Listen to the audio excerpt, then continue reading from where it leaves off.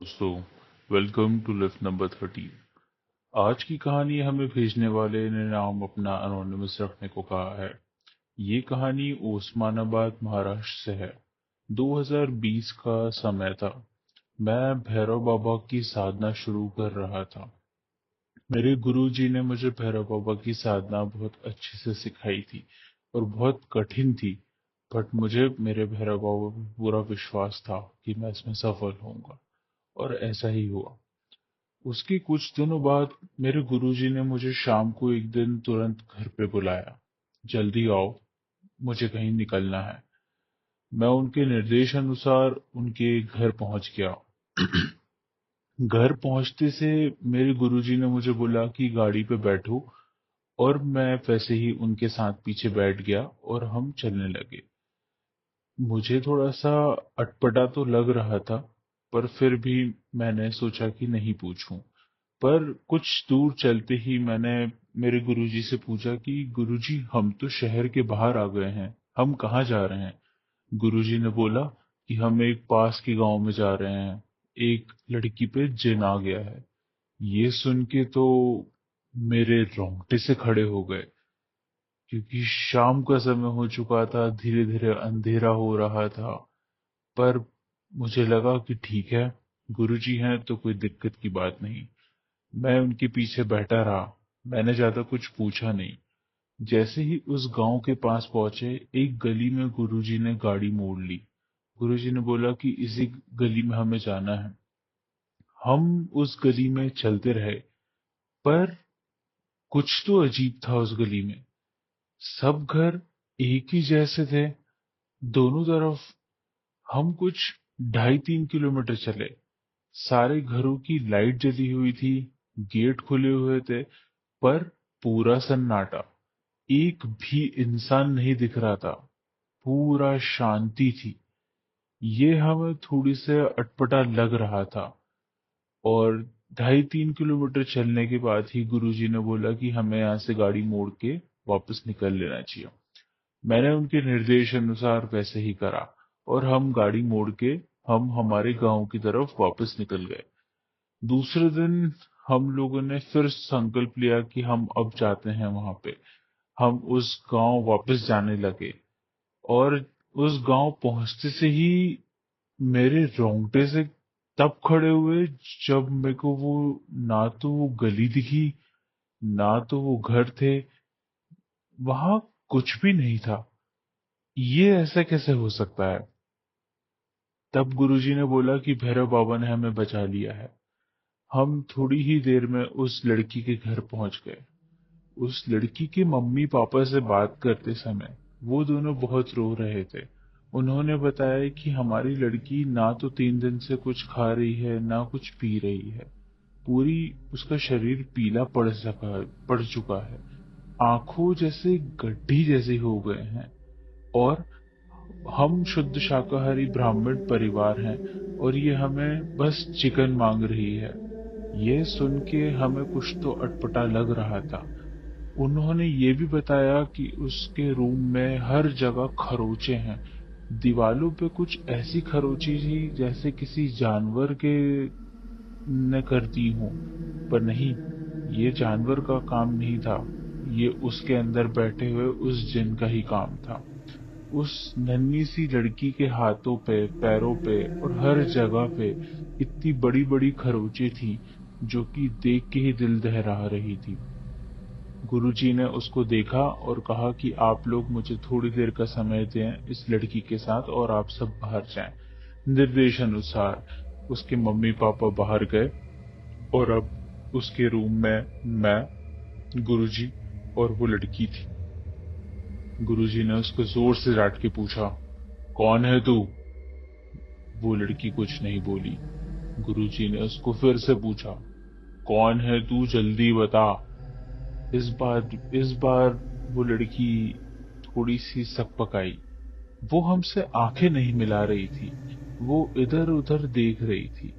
गुरुजी ने मुझे पहले ही इशारा करा था कि ये इन लोगों की निशानी होती है कि वो आंखें नहीं मिलाते, और वैसे ही हो रहा था।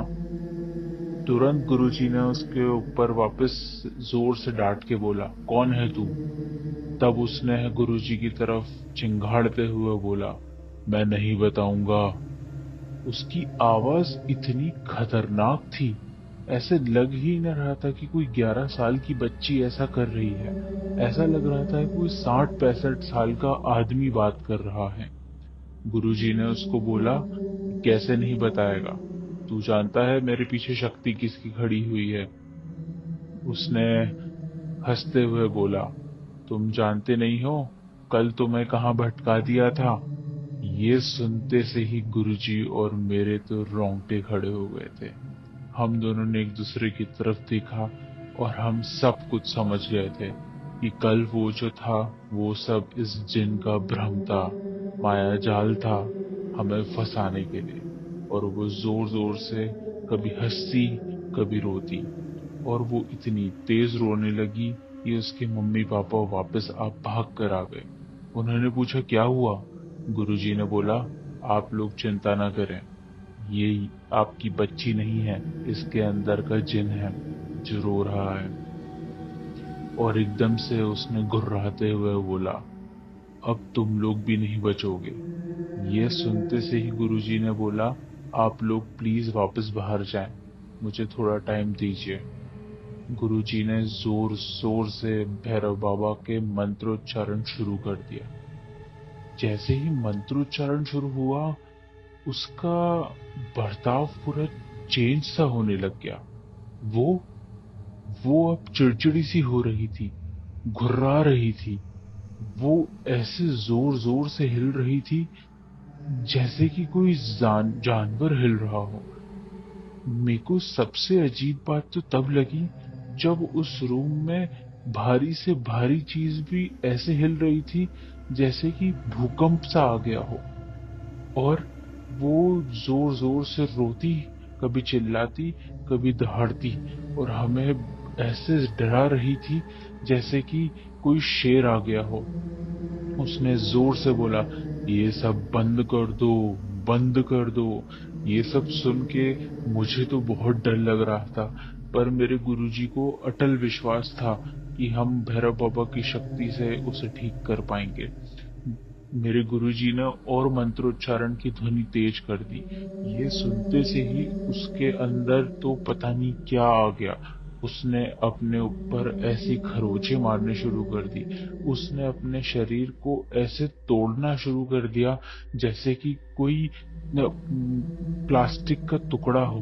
हाँ, मुझे तो बहुत घबराहट हो रही थी, मुझे बहुत डर भी लग रहा था। थोड़ी ही देर में वो मेरे गुरुजी की तरफ झपट्टा मारने के लिए दौड़ी।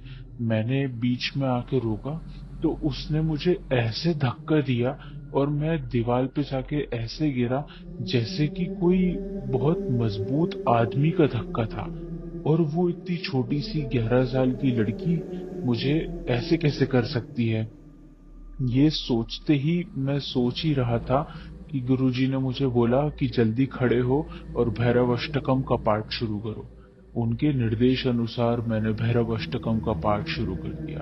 अब गुरुजी मंत्र उच्चारण कर रहे थे और मैं भैरव अष्टकम का पाठ जोर जोर से पढ़ रहा था। हमारी बोलने की ध्वनि इतनी तेज थी कि उसके रोंगटे खड़े होने लग गए।